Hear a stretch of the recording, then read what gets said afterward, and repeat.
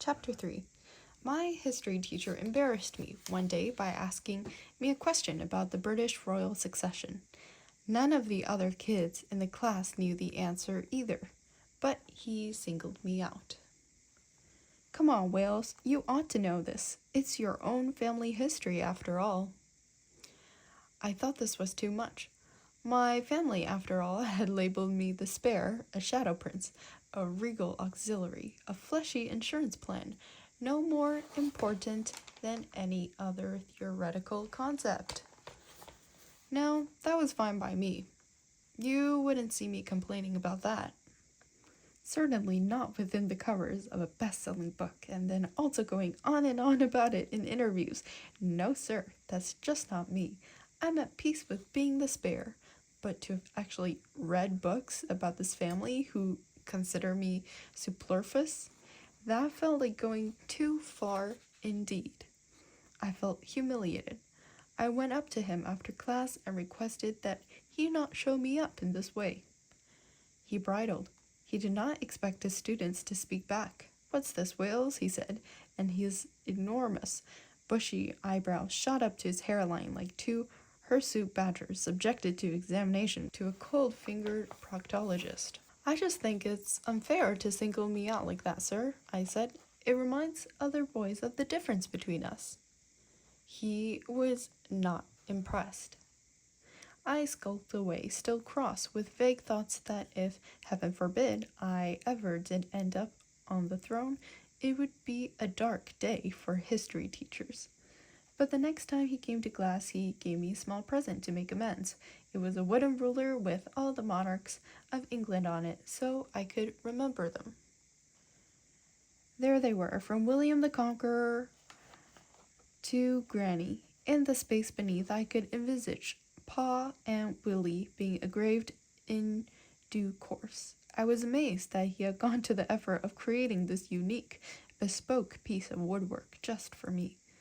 I felt obliged to put it in my pencil case.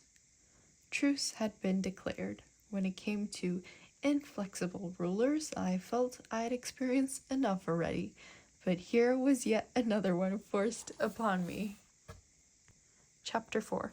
There was a mistress at school with whom I had a special relationship. Whereas all the others were motherly and caring, she was sharp and strict.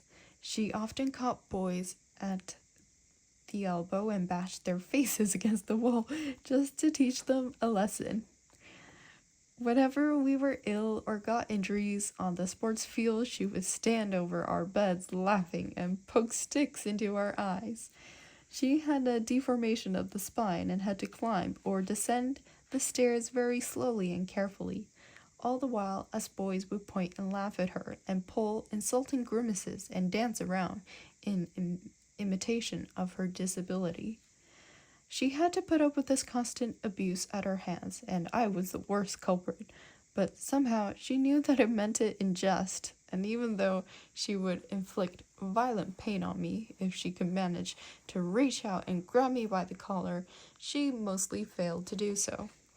In her heart, I think she was laughing along, and really thought I was an absolutely top bloke. How we loved her. The school really was a warm and caring place. My goodness. He has no self-awareness whatsoever. Chapter 5. Most of the staff at Ladgrove School were sultry maidens, sashaying along the corridors and waking us boys each morning by cooing softly from the doorways, leaving trays of hot buttered scones and bowls of steaming porridge, in the center of which slowly melted scoopfuls of clotted cream. They tended to our every need, ironing our jodhpurs, polishing out our Ray-Bans, then appearing before lights out to deliver our Horlicks, surrounded in a halo of candlelight, just in time to read the closing figures from the day's FTSE share index. They also washed our hair. We boys would lie supine in tubs while they lathered our scalps, singing songs and reciting poetry.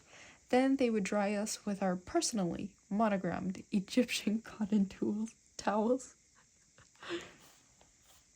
It was a heavenly time being around these women, and naturally, we all fell in love with them. But it was perfectly natural and healthy for boys with fraught relationship with their parents. You might have expected some serious psychological issues to have arisen. Not for me. I was unaffected and was as well adjusted as any other boy.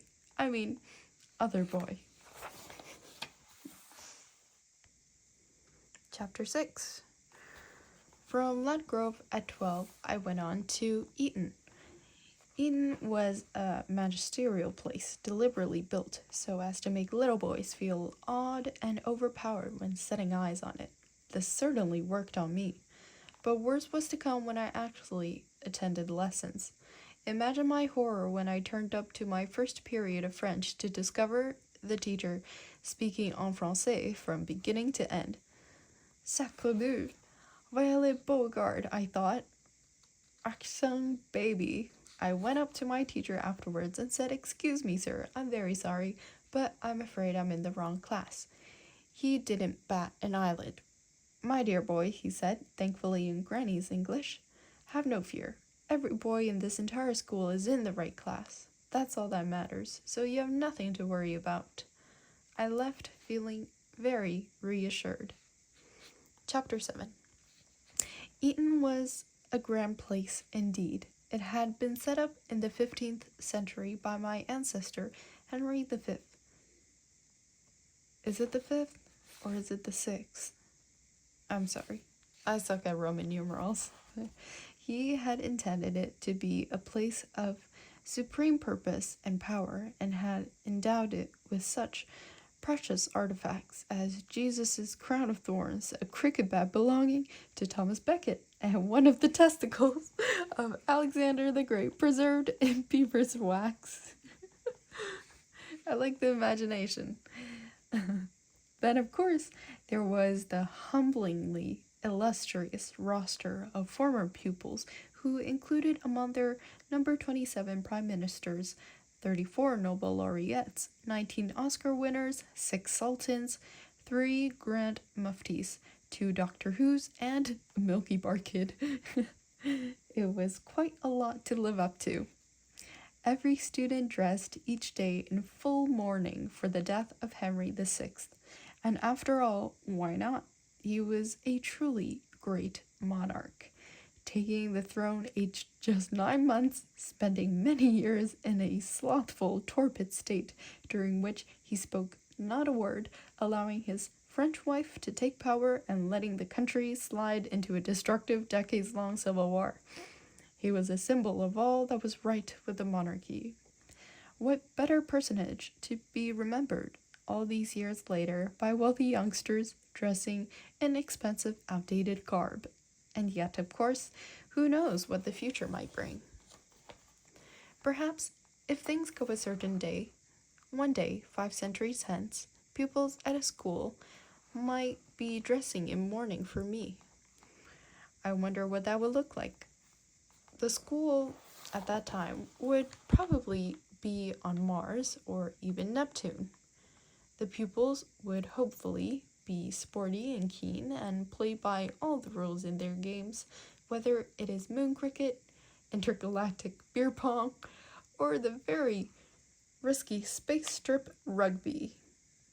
Don't dishonor me, my future space students. Bear your space nuts with pride.